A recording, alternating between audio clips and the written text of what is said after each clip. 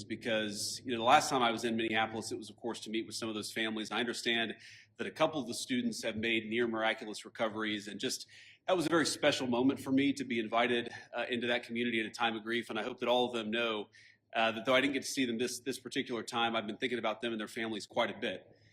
Now, to talk about what I am here to do, which is federal law enforcement to enforce our immigration laws, I want to say just a few things. First of all, I wanted to meet with business leaders, with ICE officers, with local law enforcement to try to understand a little bit better what's going on so that we can tone down the temperature a little bit, reduce the chaos, but still allow us as a federal government to enforce the American people's immigration laws. That is the purpose of my visit. Now, this is step one or step two of that process. There's going to be a lot of work that follows through from here. I'm happy to talk about that, but I think I learned a few things that were very important. So number one of the things I learned is that the guys behind me are doing an incredible job, and frankly, a lot of the media is lying about the job that they do every single day.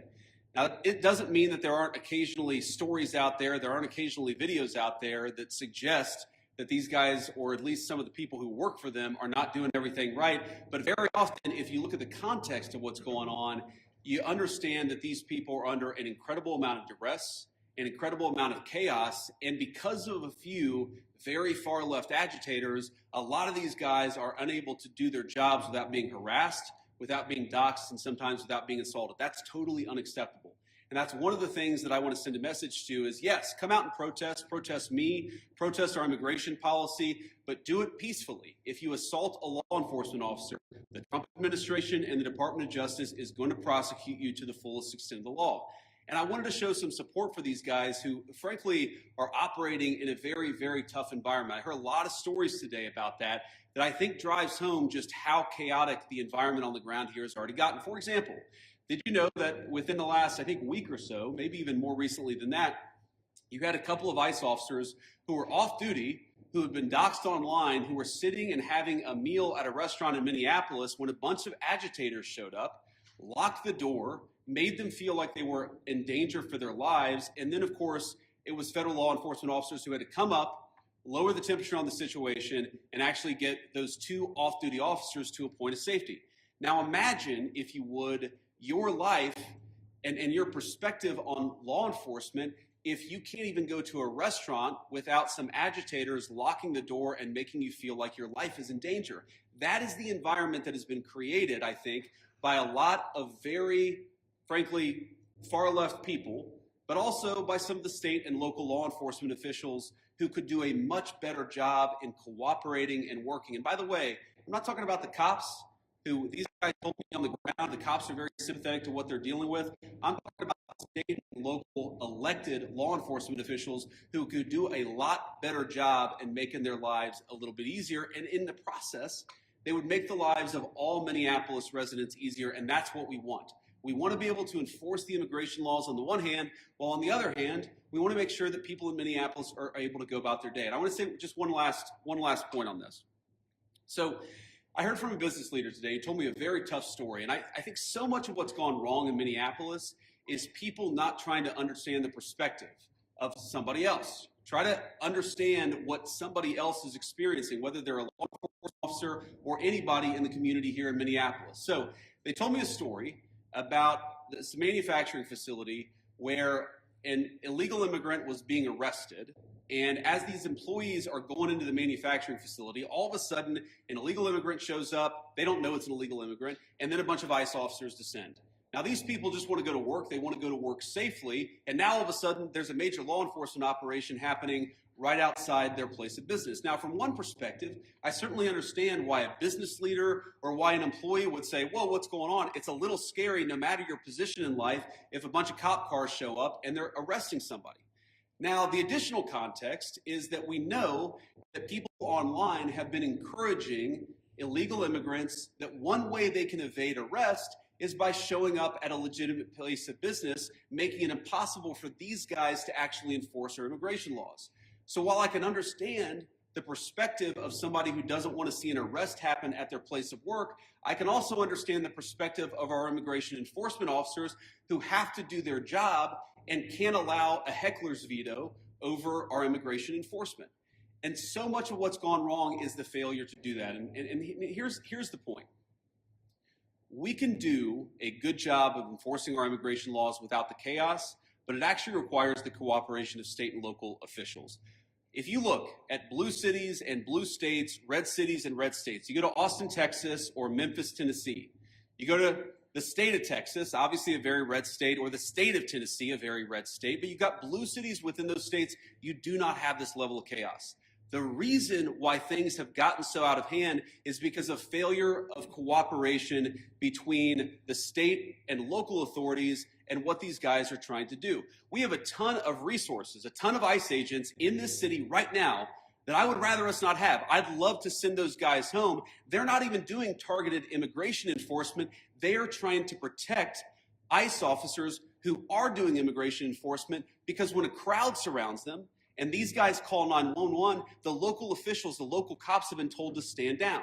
So we have people here who aren't even doing immigration enforcement, they're doing force protection. So that if a rioter tries to ruin the life or assault an ICE officer, they're actually protected. Now, why doesn't it make more sense for the local cops to get involved in that situation? Why not just have the mayor or the local officials tell the police officers, you know what, if an ICE officer is being assaulted by a far left agitator, you are invited, you should actually help him. That's what would work out in any normal situation, and that's what happens in nearly every jurisdiction, red or blue, in the United States of America. The reason it hasn't happened here is because the local authorities have been told, stand down, do not help ICE, promote violence, promote the agitation, but don't do anything to lower the temperature and lower the chaos. That's a problem. Here's another example of how the lack of cooperation between state and local officials makes it harder for us to do our job and turns up the temperature. Let's say, for example, we have a criminal migrant who is a sex offender. And let's say that we've got to go and arrest that person who, Democrat or Republican, wants a sex offender living in their community. I would assume, I would hope that most people don't. But because they're an illegal alien, we don't know their last address. We may have known their address 3 years ago, but we don't know their address now. What we'd like to do is talk to local officials and say, you know what, according to the Medicaid rules, where was the last address this person was domiciled? Or according to a SNAP application, a food stamps application, maybe that could give us insight to where this person is today. Or maybe they had some local court trouble. We could go to the local courthouse or even the local jail and try to find where this criminal sex offender is today. The local authorities have been told, do not cooperate. So these guys are trying to go out and enforce the law. They're trying to arrest sex offenders, but they're trying to do it in an environment where local officials have been told, do not help them, do not provide intelligence about where these sex offenders might be. This is disgraceful. And there are a lot of things that all of us could do better to lower the temperature, but the number one thing that I learned today is that the best way to facilitate reasonable enforcement of the law, but also to lower the chaos in Minneapolis, would be for state and local officials to cooperate. Now, I will say, on one final positive note, I actually think that there's some hope, some reason to think that there's going to be better cooperation in the weeks and months to come. I think that because I've talked to some of the local officials here. I think there are reasons to believe that these people are going to step up and actually ask the cops to protect our ICE officers when they're being assaulted, who are going to ask the local courts to cooperate with getting criminal sex offenders out of our community. That's a good thing. That's the good news, and that's something I'm going to work on when I get back to Washington. But please, if you're a local official, if you're the mayor of this town, if you have any influence over those people, just tell them to cooperate.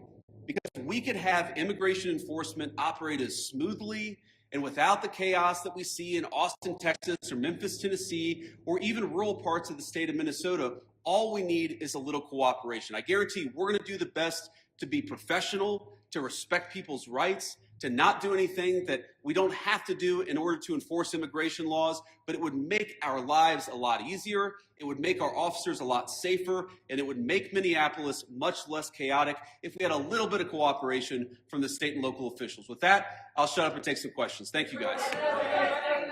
Vice President Vance, a local school district here is alleging ICE agents detaining a 5-year-old after preschool on Tuesday.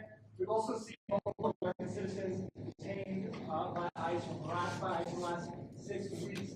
Are you proud of how your administration is conducting this immigration crackdown here in Minnesota right now?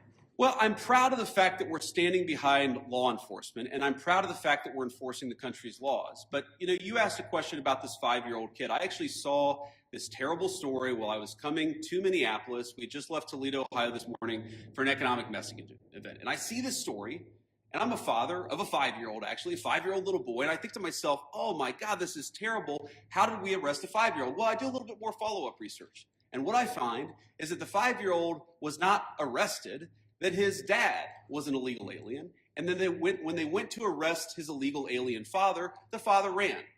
So the story is that ICE detained a 5-year-old. Well, what are they supposed to do? Are they supposed to let a 5-year-old child freeze to death? Are they not supposed to arrest an illegal alien in the United States of America? If the argument is that you can't arrest people who have violated laws because they have children, then every single parent is going to be completely given immunity from ever being the subject of law enforcement. That doesn't make any sense. No one thinks that makes any sense. Now, you know, there are so many of these cases like that where if you just understand the context, there have been a number of situations that I've looked into personally where I say, wait a second, we don't want ICE arresting American citizens. They're supposed to be enforcing the immigration laws against illegal aliens. So then I look into it and I find out that the American citizen who was arrested took a swing at an ICE officer. You can't have that happen. And of course they have to defend themselves. And of course they have the right to detain somebody who assaults a law enforcement officer. Now, this is my point. Do we want these things to happen? Do we want these arrests to be so chaotic? No, we don't. These guys want it least of all. But if we had a little cooperation from local and from local and state officials, I think the chaos would go way down in this community. President. Go ahead. After the Renee Good shooting, sir, the administration seemed to suggest... Yeah, well, you can go next. Oh, no, I'm sorry. I Yeah. thought you pointed it No, out. that's fine. I'll take both. After the Renee Good shooting, sir, the administration seemed to... After the Renee Good shooting, the administration seemed to suggest that ICE officers enjoyed near complete immunity. But today you told the Washington Examiner that when appropriate, the administration might take disciplinary actions against ICE agents. So is that a change of opinion? And if so, why the change in tone? No, I didn't say, and I don't think any other official within the Trump administration said that officers who engaged in wrongdoing would enjoy immunity. That's absurd. What I did say is that when federal law enforcement officers violate the law, that is typically something that federal officials would look into. We don't want these guys to have kangaroo courts. We want them to actually have real due process, real investigation, because again, sometimes they're accused of wrongdoing, and it turns out when you learn the context, they didn't actually do anything wrong. But of course, we're going to investigate these things. Of course, we're investigating the Renee Good shooting, but we're investigating them in a way that respects people's rights and that ensures that if somebody did something wrong, yes, they're going to face disciplinary action, but we're not going to judge them in the court of public opinion. I've spoken at length on this particular case. I think that Renee Good's death is a tragedy. I also think that she rammed an ICE officer with her car. So the tragedy here is multi-layered. The tragedy is there was a misunderstanding. The tragedy is that Renee Good lost her life. The tragedy is that you have ICE officers who are going into communities where they're worried that if they call 911, no one's going to come to help them. That is what produces this terrible situation, and it's something state and local officials here in Minnesota could solve. Mr. Yes, sir. Could you give us a message towards March for Life tomorrow, especially regarding this cooperation and family values? It's a shame the kids have to get caught up in all this, and you know, towards that. Well, you know, it is a shame that kids have to get caught up in this. I am speaking at March for Life tomorrow. I'm pro-life, and I'm very excited to speak there. I want to talk about local law enforcement, but you know, I mean, look, I am. As a child, I saw people in my family get arrested. It's terrible. It's heartbreaking. It's chaotic. It's traumatic for the kids. I can recognize that, and I can recognize that we got to support these kids. Well, on the other hand, saying that just because you're a parent doesn't mean that you get complete immunity from law enforcement. And I think we have to hold both of those thoughts in our head at the same time. We've got to be sympathetic to the kids who are caught up in some of these enforcement actions. We've also got to say we have to enforce the law without bias, with fairness, but we've got to enforce the law. Mr. Vice President! Speaking about local government, there was a clash in St. Cloud roughly a week ago, and their mayor said they haven't heard about ICE being in the city. And how does ICE kind of proactively work with these local agencies? What are those policies, and what's your response to that allegation? You said there was an altercation in St. Cloud. Yeah. After the incident, the mayor said that ICE did not communicate with them that they were in the city for a major operation. The police chief did not know about the operation at the time. Could you talk a little bit about proactive communication with local law enforcement? Yeah, it's one of the takeaways. I've talked with these guys before we came on the stage, but during our roundtable and some of the other conversations we've had, communication, we absolutely want to ensure there's good communication between federal officials and state and local officials, and I'm sure that we can do better on that. We absolutely want to make sure that we are communicating, but that also requires a two-way street, and that's the point that I make about state and local officials. These guys will absolutely communicate with state and local officials. They'll tell people if they have to do an enforcement operation in a particular municipality, but part of that is they also want to ensure that if they're communicating about their whereabouts, that's not being used as a weapon against them. Sometimes they tell people where they're going, and then they find out that their agents' faces are on on Reddit or on some social media thread saying, here's this guy, we know he's going to be at this place at this exact time. So that communication has got to be a two-way street. These guys are going to communicate with business leaders, with local officials, with state officials, but we also need the local officials and state officials to do a good job of protecting people when they're in their communities. We're not asking, by the way, we don't want any police officer in this community, in this state, to help us do immigration enforcement. We've got that. But if a protester shows up and that protester turns violent against our immigration officers, we really, really need the cooperation of our local partners. We haven't gotten it yet, but I think if we do, we really can lower the temperature. Earlier this week, the Washington Post reported today that an ICE memo allows agents to enter people's houses without a judge's warrant. What do you say to people who are concerned about this violating the Constitution, and how much is this tactic being used? Yeah, so I saw that story, and the story is like so much that I read in the mainstream media, it's missing a whole lot of context, and when you appreciate the context, it makes sense. No one is saying, look, there are exceptions. For example, a crazy exception, if somebody is fired at from inside a house, they don't need a warrant to go inside that person's house. There are very narrow exceptions to the warrant requirement where law enforcement officers don't need a warrant if, for example, they're an imminent threat of their lives. But what we've said and what ICE has proposed, what Department of Homeland Security really has proposed in the Department of Justice, is that we can get administrative warrants to enforce administrative immigration law.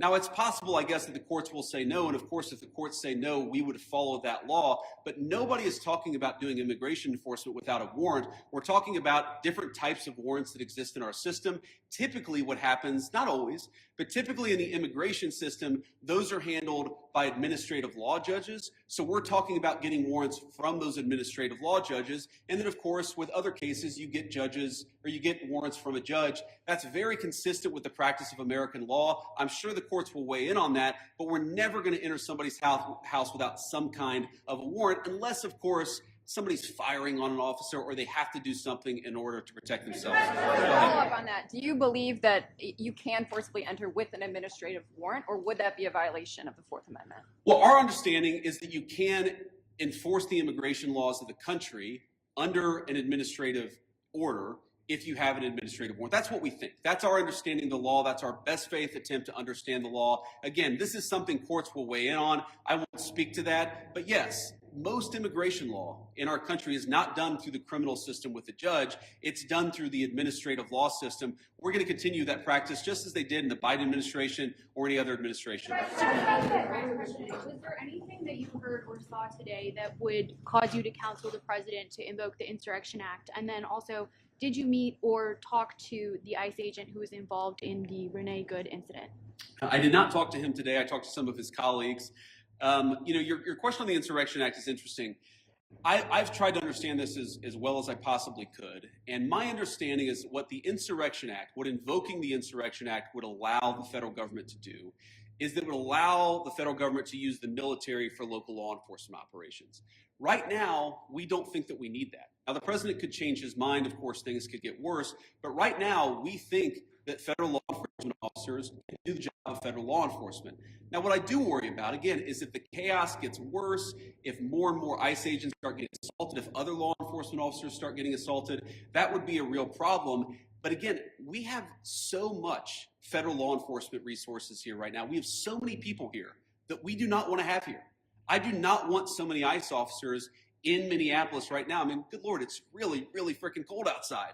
but they're here not even to enforce immigration laws, but to protect the people from the rioters. That's an absurd state of affairs, and we wouldn't need it if we had a little bit more cooperation from the Minneapolis Police Department. Again, the Minneapolis Police Department, my understanding is that the actual beat cops on the ground, they would love to help out, but they're being told by somebody, I don't know if it's Mayor Frey, they're being told by somebody not to cooperate at all. What kind of a person tells their local police don't protect somebody if they're being assaulted by a rioter? It's crazy, and it's got to stop. Yes. Earlier this week, local law enforcement accused federal agents of racial profiling. Why are there so many U.S. citizens being caught up in this operation? Well, I think your question assumes something that's not necessarily in evidence, which is that when there are American citizens who have been caught up in some of these enforcement operations, very often it is people who have assaulted a law enforcement officer. They're not being arrested because they violated the immigration laws. They're being arrested because they punched a federal law enforcement officer. That is a totally reasonable thing. Now, to the accusation of racial profiling, look, it's something that we take very seriously. We will take accusations of racial profiling back to Washington. We'll certainly look into them as they come up. But this is not a group that's going around and looking for people who violated the law based on skin color. They're looking for people who violated the actual law, the law of our immigration system in this country. And so long as we had more cooperation, I think they could do these things in a much more targeted way. They would actually know where some of the bad guys are. I mean, again, you hear things that are hard to believe, but I've confirmed that they're true. Sex offenders who we're trying to get off the streets, who the local officials won't tell us their last known address. So then the local officials say, oh my God, these guys are doing widespread targeted enforcement operations, when in reality, we would love to just go to one house. The local officials won't tell us which one house to go to. Mr. Vice President, to that question, the local police chiefs have said their own off-duty officers, so police officers, are being targeted because they are a person of color and asked to show their papers. Is that a concern of the administration and the Department of Homeland Security if local law enforcement says their own officers are being targeted, and they described it as, quote, civil rights violations in our streets? So I saw one story about this and one local police officer who said this, and look, certainly is it a concern? Absolutely. The first thing we have to figure out is whether it happened or not. And then if it happened, whether there is a good explanation or a bad explanation. And of course, if somebody violated the law, if somebody racially profiled, if somebody violated the rights of one of our fellow citizens, that is something we will take very seriously. What I also would say is that many of the most viral stories of the past couple of weeks have turned out to be, at best, partially true. So we want to try people based on reality, based on the truth, based on context. We're not going to prejudge people just because of a viral social media story that turned out to be half false. A quick question about the roundtable you just had. I presume that happened. Did you invite anybody with an opposing point of view to get an idea of why people are upset here? And just as a quick follow-up, have you reached out to Governor Walz at all in an attempt to turn down the temperature? So I haven't talked to Governor Walz on this particular trip. A number of members of our administration, I believe our chief of staff, spoke to the governor and has been in constant contact with his staff over the past week. We've been in my office in constant contact with people here on the ground in Minneapolis. There were certainly people at our roundtable with opposing views, and look, I don't even know, whether it's public, but yes, we met with people with opposing views here at the roundtable. I wanted to get a perspective from everybody, but also, of course, offer my opinion that with a little bit more cooperation, we could lower the chaos. We're going to keep on doing that. If Governor Walz wants to call me, we'll absolutely continue talking. I will say that my sense of this situation, having talked to these guys for a long time, is this is primarily a law enforcement issue. This is the Attorney General, this is the local mayor, this is all of the organs of local and state law enforcement. That's who we focus on, but we've certainly been in communication with the governor and his office as well. Vice President. Yeah. So local law enforcement obviously hasn't been really helping out with the agents who've been assaulted repeatedly. What's the plan if nothing changes there here locally and this operation has attracted thousands of agents? Are there any plans to go to any other cities from here? Well, right now we're focused on Minneapolis because that's where we have the highest concentration of people who have violated our immigration laws, and that's also, frankly, where we see the most assault of our law enforcement officers. I mean, our plan is very simple. If you assault a federal law enforcement officer, we're going to do everything that we can to put you in prison. It's very simple. And most of these protesters, as much as I may disagree with their politics, most of them have been peaceful, but a lot of them have not been peaceful. And if you go and storm a church, if you go and assault a federal law enforcement officer, we're going to try very hard. We're going to use every resource of the federal government to put you in prison. Respect people's rights. Respect people's rights to worship. Respect people's rights to do their job without being assaulted. If you follow that basic principle, the Trump administration is doing everything that we can to protect your rights. But if you go after somebody, if you assault somebody, if you make a 9-year-old girl cry because you walked into her church and harassed her, we're going to go after you with every single tool that we have. President, you guys go with NBC News, sir. Your administration has said repeatedly this is about safety, about making Americans feel safer. So what do you say to people here in Minnesota who say it's the overwhelming presence of ICE officers and federal officers and their tactics that are making them feel less safe? Well, one thing I would say is, first of all, we saw in 2025 the biggest one-year drop in murders in the history of the United States of America. Significant reductions in violent crime. The reason why we have less violent crime is really two reasons. Number one, because we're enforcing the immigration laws and getting very violent criminals out of our country. And number two, because we're enforcing our criminal laws and putting guys who assault and murder behind bars. This is part of a broad effort to make us safe. And the chaos that people are seeing, and I understand there is frustration of the chaos, I'd say that we're doing everything that we can to lower the temperature, and we would like federal and local, state and local officials to meet us halfway. So much, so. Are you saying that they're not perceiving it correctly? Are you saying that they're not seeing that it's the tactics or the presence of the officers that are Look, really... I'm sure that people are seeing a lot of things that would make any member of our national community feel very upset, but I also think that if you understand this in context, this is the inevitable consequence of a state and local government that have decided that they're not going to cooperate with immigration enforcement at all. In fact, they're going to aggressively not cooperate. So here's a basic illustration of this. If you are an ICE officer and you have to arrest a person who's committed assault and is also an illegal alien, but the state and local officials won't help you identify that person, many of the things that people in Minneapolis are seeing that give them pause, that frustrate them, that worry them, that make them feel like things are too chaotic, many of these things are coming from the fact that there's no cooperation with state and local law enforcement. And I guess what I would tell people, again, many of whom are justifiably concerned and worried about what they're seeing in their communities, is why are we not seeing it anywhere else? We're seeing this level of chaos only in Minneapolis. LA and Chicago, we had some problems there. Pretty much every jurisdiction where these guys are operating, you don't see the same level of chaos. You don't see the same level of violence. You don't see the problems that we're seeing in Minneapolis. Maybe the problem is unique to Minneapolis, and we believe that it is. And it's a lack of cooperation between state and local law enforcement and federal law enforcement. ICE has been operating here for years with less pushback than we're seeing right now. And even the St. Paul police chief recently said, is there not a way to find common ground without scaring the hell out of people in the community? Those were his words. And I just wonder, with this Operation Metro Surge, is any part of it meant to send a form of political message to the leaders here in Minneapolis and the state of Minnesota? And I know you talked about you've been in touch with the governor's offices and the mayor's offices, but why have you not been able to speak to them directly? Have they not been willing to do so? Well, look, I have spoken to some of the people in Minnesota directly. I spoke to some of them today. I've spoke to others in the past. And again, our staff has been in very direct contact with pretty much every official with any influence or any power in Minneapolis. But no, we're not trying to send a political message. We're trying to enforce the law. And unfortunately, what has happened is that as we've enforced the law, there's been this weird reaction, again, unique to this city. This is not a common thing across the United States of America. There's been a very unique, very Minneapolis-specific reaction to our enforcement of federal immigration laws. What I'm trying to do here today is understand why that is. What is it about Minneapolis that has become so chaotic? What are the specific types of cooperation that we need? Look, I don't need Tim Walz or Jacob Frey or anybody else to come out and say that they agree with JD Vance or Donald Trump on immigration. I just don't need that.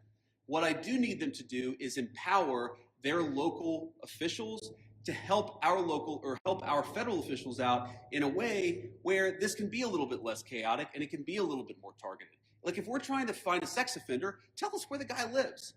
Simple things like that, simple changes in how they're approaching immigration enforcement would make this work a lot better. It would make Minneapolis' streets a lot safer, and it would make this whole thing a lot less traumatic for this community. I'll take one more question. Mr.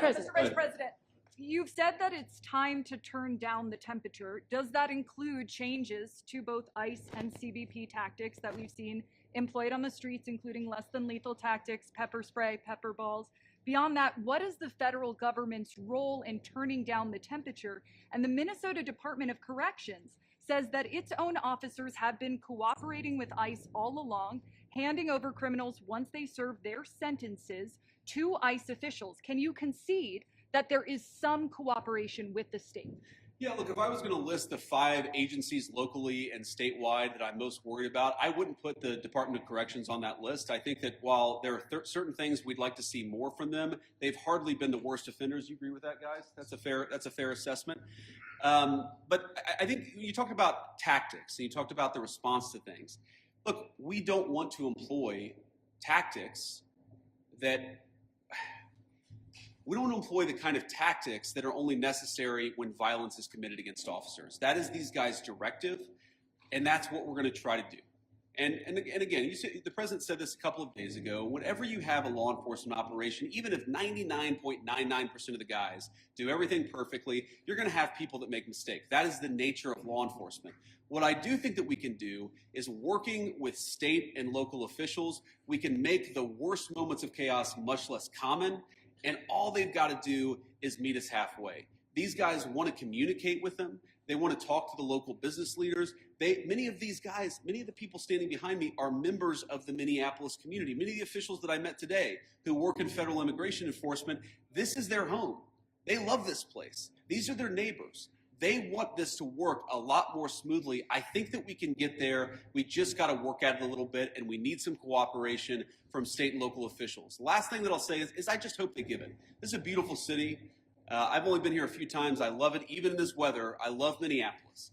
We could do a lot better. We could do a lot more with more cooperation. The Trump administration, the directive that I got from the President of the United States is meet these guys halfway.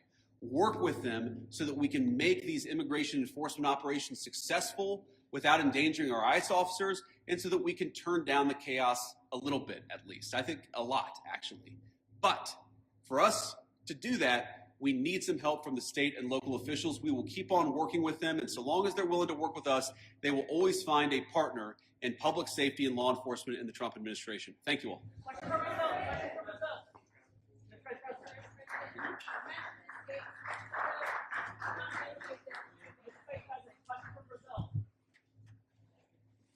Brazil? Yeah. Go back, man. It's cold up here.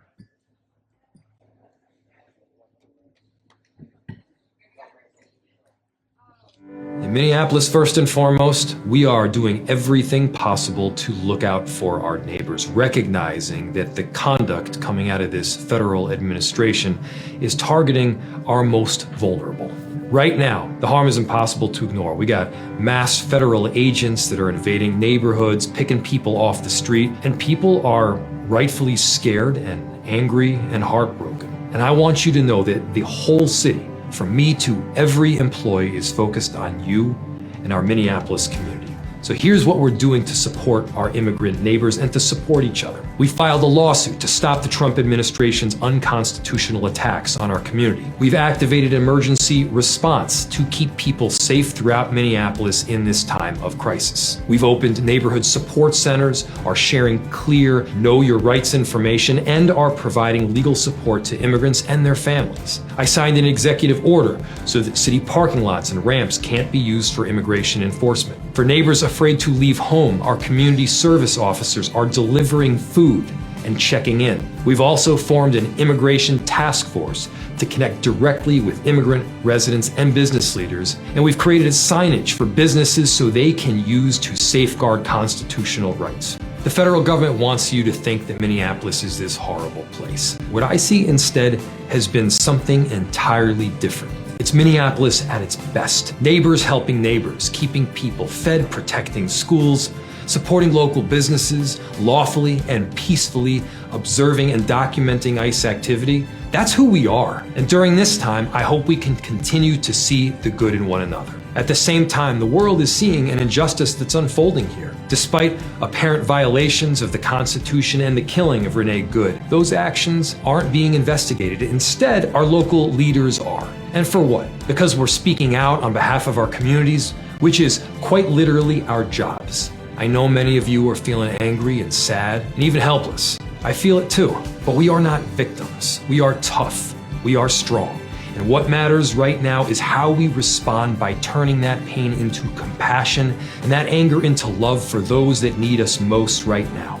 Minneapolis is a beautiful city because we care about our streets, about our parks, and most of all, about our people. Our strength has always been in standing together, and that's exactly what we're going to keep doing.